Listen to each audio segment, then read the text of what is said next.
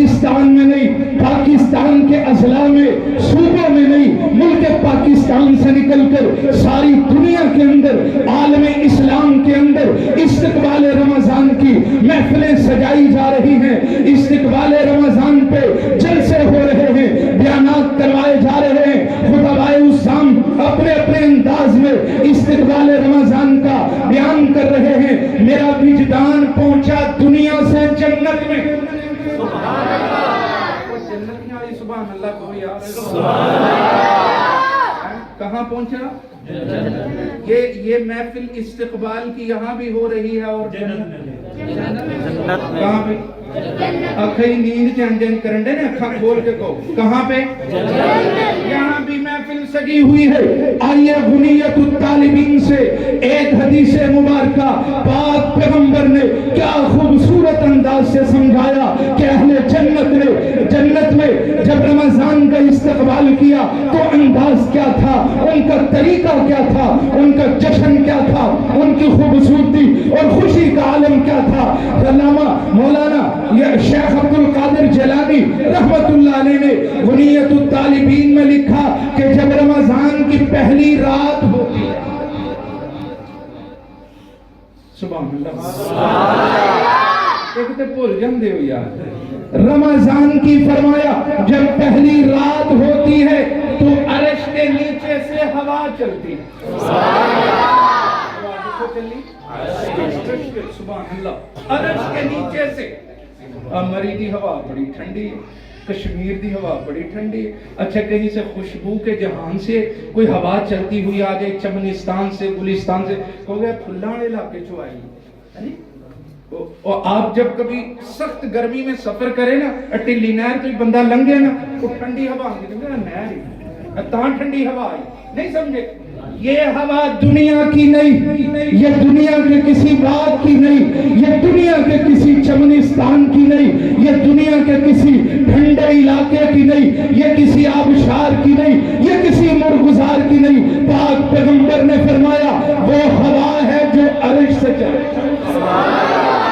وہ ہوا ہے جو عرش سے چلی، وہ جو چلی تھی عرش سے تو پہنچی جنت میں، جب وہ پہنچی جنت میں تو ٹکرائی جنت کے درختوں سے، وہ جو درختوں سے ٹکرائی تو جنت کے پتے ہلنے لگے، درختوں کے پتے ہلنے لگے، اور جو ہلکے تھے جنت کے بالا خانوں کے، جنت کے محلات کے دروازوں کے ہلکے بھی بجنے لگے۔ جب جنت کے اندر یہ ہوا پہنچی، وہاں پہ ایک نظام بدلا، وہاں پہ ایک ماحول بدلا، تو لوگ وہ جو جنتی تھے، وہ جو جنت کی مخلوق ہے، اگر تمہانوں خوش کرن واسطے ایک جملہ کہاں تو سبحان اللہ کہو گے؟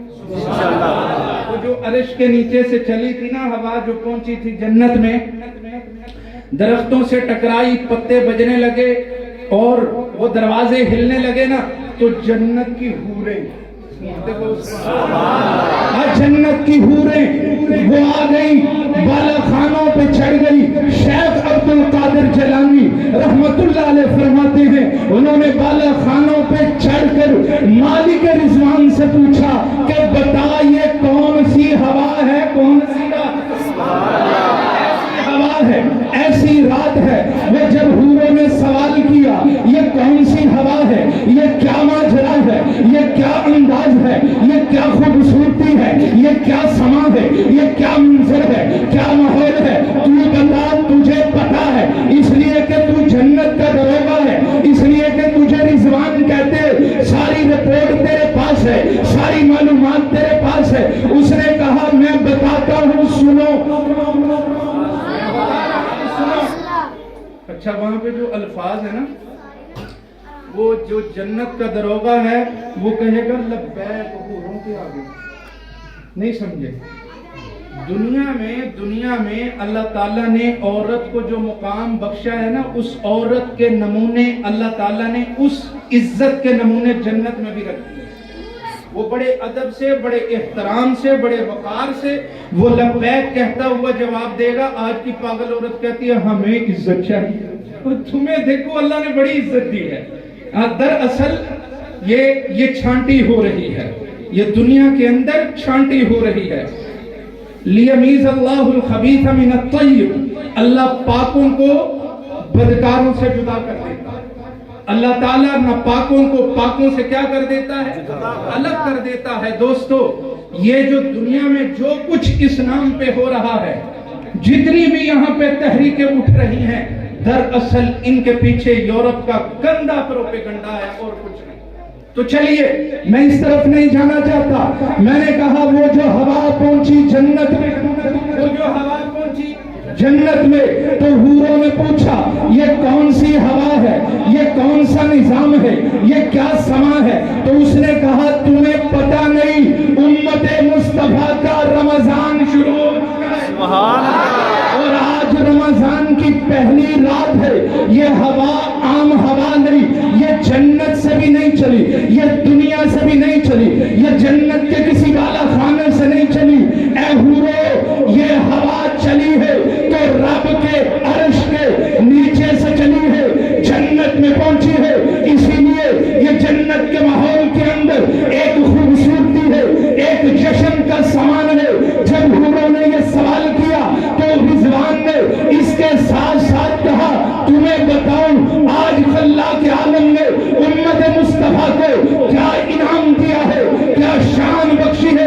کہا رب کائنات نے آج امت مصطفیٰ کا رمضان شروع کرنے کے ساتھ ہی جنت کے سارے دروازے کھول دیے ہیں، جہنم کے سارے بند کر دیے۔ جنت کے سارے کھل چکے ہیں اور جہنم کے سارے۔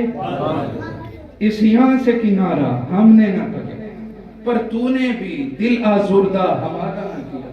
ہم نے جہنم جانے کی تدبیریں کی تو بہت، پر تیری رحمت نے گوارا نہ کیا، پر تیری رحمت نے گوارا۔ میں نے کہا یہ استقبال رمضان ہے دوستو، پاک پیغمبر کو دیکھا، استقبال رمضان ہے، رب کے قرآن کو دیکھا، استقبال رمضان ہے۔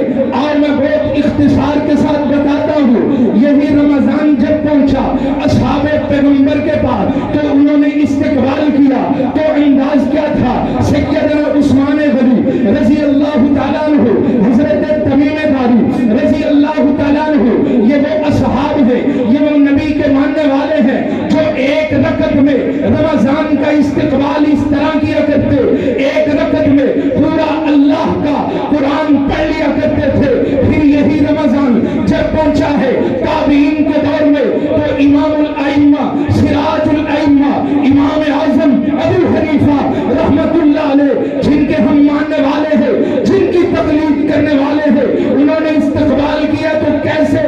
انہوں نے ایک قرآن پڑھا تو صبح کو، ایک قرآن پڑھا رات کو تراویح میں، اور ایک قرآن پڑھا چاند رات کو۔ ادھر رمضان ختم ہوا، ادھر تیرے اور میرے امام کے 61 قرآن مکمل ہو چکے تھے۔ یہ استقبال رمضان ہے۔ امام شافعی کا معمول بھی یہی تھا، احمد بن حنبل کا معمول بھی یہی تھا۔ میں نے کہا یہ رمضان پہنچا، یہ رمضان پہنچا جو مکے میں آیا تھا، جو مدینے میں آیا تھا، یہ چلتے چلتے پہنچا دیوبند میں، سبحان اللہ، دیوبند میں۔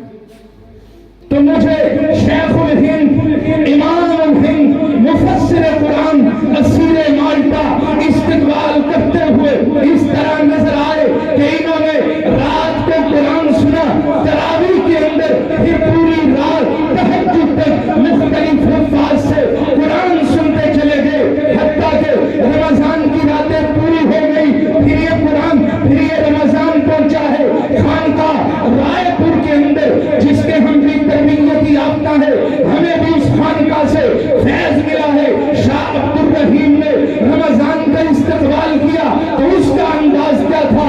شاہ عبد الرحیم نے کہا اب رمضان آ چکا ہے، خطوط بھی بند کر دیے جائیں، ملاقات بھی بند کر دی جائے اب میرے خانقاہ میں، اس لیے کہ رمضان آ چکا ہے۔ رمضان کا استقبال، اس استقبال ہوگا تو اس انداز سے ہوگا، اب رمضان ہوگا یا پھر قرآن کی تلاوت۔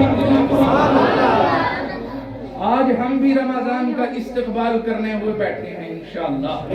رمضان آ رہا ہے دوستو، بولو رمضان کرو گے استقبال ہے۔